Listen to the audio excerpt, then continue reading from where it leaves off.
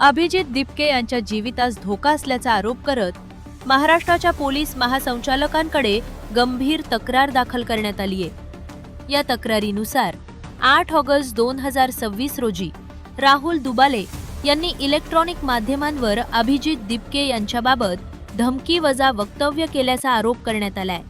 तसेच वारूज MIDC police ठाण्याचे PSI Suresh Sangle हे अभिजित दिपके यांच्या घरी गेले आणि त्यांना भेटण्यासाठी येणाऱ्या व्यक्तींना अडवणूक व दमदाटी केल्याचा आरोपही तक्रारीत करण्यात आलाय।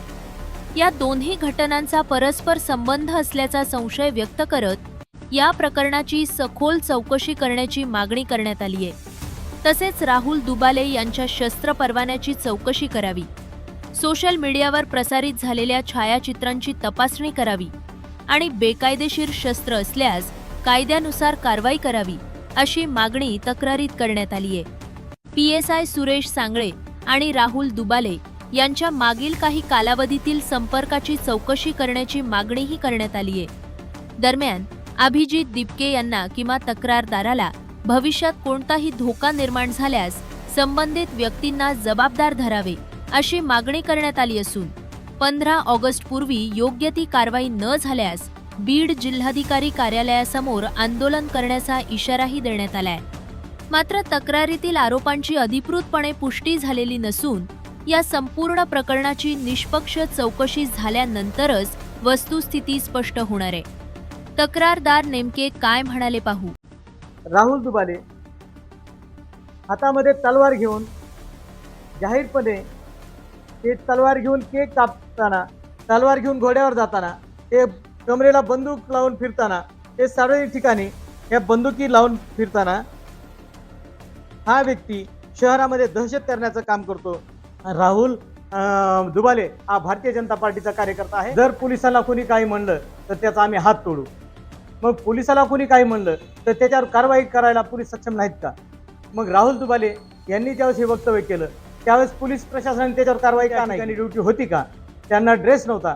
आणि विशेष म्हणजे त्यांच्या गळ्यामध्ये आहे आंदोलनाचे ते प्रणेते आहेत अभिजित दिपके यांच्या आंदोलनामुळे केंद्रीय शिक्षण मंत्री धर्मेंद्र प्रधान यांना राजीनामा द्यावा लागला आणि त्यांना राजीनामा दिल्याच्या नंतर पूर्ण जगभरामध्ये अभिजित दिपकेची ओळख निर्माण झाली आणि त्या अभिजित दिपके यांना त्यांच्या छत्रपती संभाजीनगर येथील निवासस्थानी भेटण्यासाठी अनेक लोक, अनेक कार्यकर्ते येऊ लागले आणि त्या ठिकाणी MIDC police station Chhatrapati Sambhajinagar या ठिकाणचे एक पोलीस कर्मचारी सुरेश सांगळे ते त्या ठिकाणी जाऊन लोकांना आडवाडवी करू लागले, लोकांना रोकू लागले।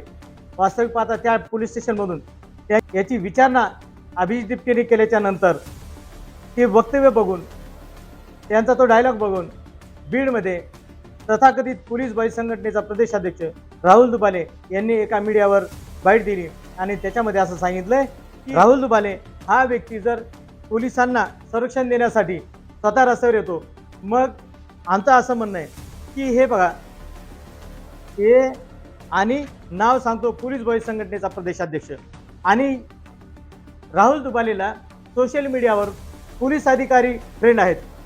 मग बीडमधल्या पोलीस अधिकाऱ्यांनी त्याच्यावर कारवाई का नाही केली?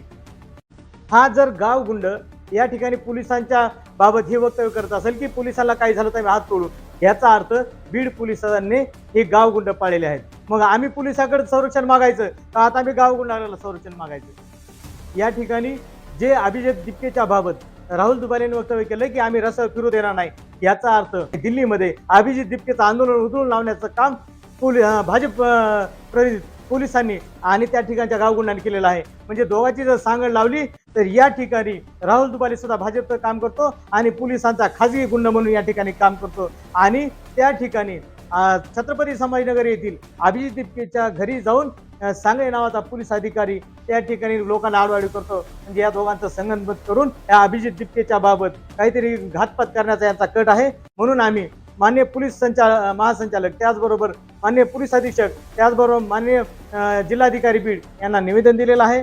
या निवेदनावर तात्काळ कारवाई जर झाली नाही तर आम्ही येत्या स्वातंत्र्य दिनाच्या दिवशी आम्ही आंदोलन करणार आहोत।